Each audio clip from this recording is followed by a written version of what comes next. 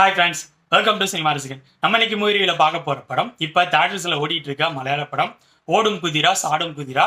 இந்த படத்தில் பகத் பாசில் ஹீரோவா பண்ணியிருக்காரு. இந்த படத்தை ஒரு ரொமான்டிக் காமெடி ட்ராமா அப்படின்னு சொல்லி ரிலீஸ் பண்ணியிருக்காங்க.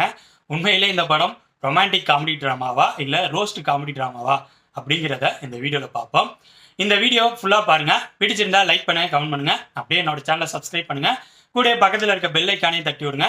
அது மட்டும் இல்லாமல் என்னோட வீடியோஸ்லாம் உங்களோட ஃப்ரெண்ட்ஸ், ஃபேமிலி மெம்பர்ஸ் எல்லாத்துக்கும் ஷேர் பண்ணுங்கள். உங்களோட சின்ன ஷேரை எனக்கு ரொம்ப சப்போர்ட்டாக இருக்கும். இந்த படத்தோட ஸ்டோரியை சிம்பிளாக சொல்லணும்னா, பகத் பாசில் ஒரு ஃபர்னிச்சர் கடையில் ஒர்க் பண்ணிட்டு இருக்காரு. அவரு யதார்த்தமாக கல்யாணி பிரியதர்ஷனை மீட் பண்ணுறாரு.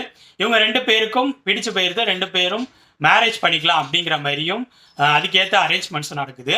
மேரேஜ் நடக்க போகிற மொதல் நாள் ஈவினிங் கல்யாணி பிரியதர்ஷன் பகத் பாசில்கிட்ட அவங்களோட ஆசை ஒன்று சொல்கிறாங்க. அவங்க தூங்கிட்டு இருக்கப்ப அவங்களோட கனவுல பகத் பாசில் வெள்ளை குதிரையில் மேரேஜுக்கு வர மாரி கனவு காட்டுறாங்க. ஸோ அந்த ஆசையை நீ நிறைவேற்றணும் அப்படிங்கிற மாரி ஹீரோ கிட்ட ஹீரோயின் சொல்கிறாங்க. ஏடா சடனாக நாளைக்கு காலைல மேரேஜ், இப்போ ஒரு வெள்ளை குதிரை வேணும் அப்படிங்கிற மாதிரி ஹீரோயின் சொல்கிறாளே அப்படின்னு சொல்லிட்டு யோசிச்சுட்டு ஹீரோ அதுக்காக எல்லா பக்கமும் தேடி கடைசியாக ஒரு வெள்ளை குதிரை அரேஞ்ச் பண்ணிட்டு ஹீரோயின் ஆசைப்பட்ட மாதிரியே வெள்ளை குதிரையில மேரேஜ் அன்னைக்கு ஹீரோ இறங்க போறாரு. அந்த டைம்ல அங்க ஒரு சம்பவம் நடக்குது. இதுக்கப்புறம் படத்தில் நடக்கிற சம்பவங்கள் தான் ஓடும் குதிரா சாடும் குதிரா.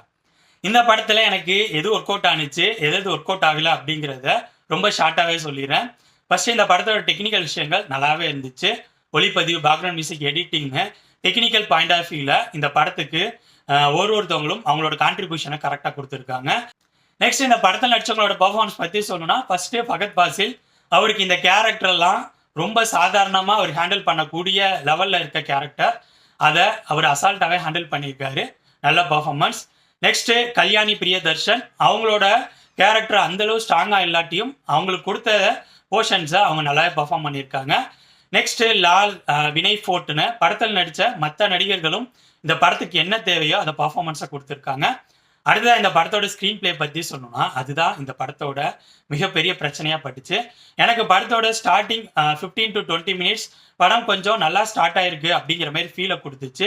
பட் அந்த சம்பவம் நடந்த பிறகு படம் டோட்டலாக டவுன் ஆக ஆரம்பிச்சிருச்சு. அதுக்கு முக்கியமான காரணம், இந்த படத்தில் இவங்க ஒர்க் அவுட் பண்ண காமெடி எலமெண்ட்ஸ் எதுவுமே டோட்டலாக ஒர்க் அவுட் ஆகவே இல்லை. அதேமாரி இந்த படத்தில் இவங்க ட்ரை பண்ண ரொமான்டிக் போர்ஷன்ஸு, எமோஷன்ஸ் எதுவுமே டோட்டலாக நம்ம கூட கனெக்ட் ஆகவே இல்லை.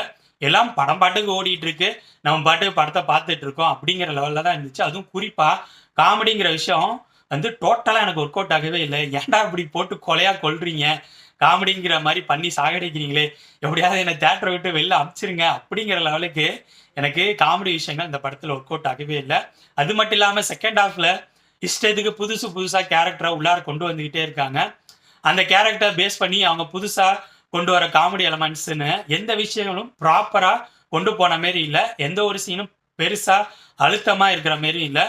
ஸோ இந்த படத்தோட ஸ்க்ரீன் பிளே இந்த படத்தோட மிகப்பெரிய டிராபேக். ஓவராலாக சொல்லணும்னா, என்னை பொறுத்த வரைக்கும் இந்த படத்தில் இருக்க comedy sequences, emotional sequences, romantic சீக்வன்சஸ்னு எந்த விஷயமும் எனக்கு டோட்டலாக ஒர்க் அவுட் ஆகவே இல்லை. படம் பெரிய சொதப்பலாக தான் இருந்துச்சு.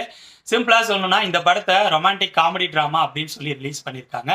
பட் ரோஸ்ட் பண்ணக்கூடிய லெவலில் கண்டென்ட்டோட ரிலீஸ் ஆயிருக்க காமெடியே இல்லாத ட்ராமா. இந்த படம் இப்போ தேட்டர்ஸில் ஓடிட்டு இருக்கு. ஸோ என்னோட ரிவ்யூ பேஸ் பண்ணி முடிவு பண்ணிக்காங்க, இந்த படத்தை பார்க்கலாமா வேணாமான்னு. ஓகே ஃப்ரெண்ட்ஸ், இந்த வீடியோ உங்களுக்கு பிடிச்சிருக்குன்னு நினைக்கிறேன். தேங்க்ஸ் ஃபார் வாட்சிங். இந்த வீடியோ பிடிச்சிருந்தா லைக் பண்ணுங்கள், கமெண்ட் பண்ணுங்கள், ஷேர் பண்ணுங்கள். அப்படியே சினிமா ரசிகன் சேனலை சப்ஸ்கிரைப் பண்ணுங்கள். கூடவே பக்கத்தில் இருக்க பெல் ஐக்கானையும் கிளிக் பண்ணுங்கள். அப்போ தான் நம்ம போடுற வீடியோஸ் உடனுக்குடன் உங்களுக்கு சேரும். தேங்க்யூ.